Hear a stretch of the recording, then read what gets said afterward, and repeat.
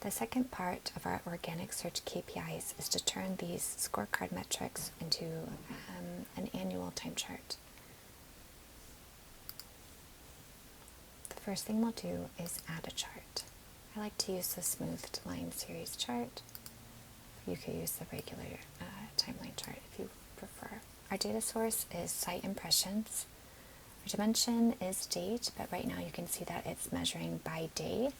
We want to adjust that to show the full year. So our date and time is going to be year, month. And we can name that month. And then down here under default date range, instead of auto, we don't want this to change with our date control. We want this to show us the full year. So I'm going to choose custom and scroll down here to advanced. Now our start date is going to be measured by months.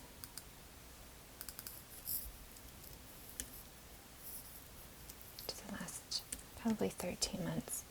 It's going to end the month before. Our comparison date range is going to be the previous year.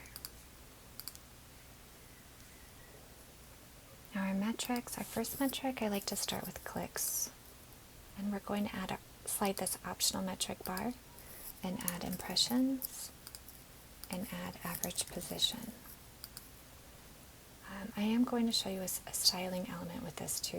Head over here because we want to make sure that we're going to have access to that optional metrics at all times. So we're going to change our chart, scroll down to the bottom and change our chart header to always show. Now when we view this, we'll always have this optional metrics here where we can add in impressions and average position to see how those change over time.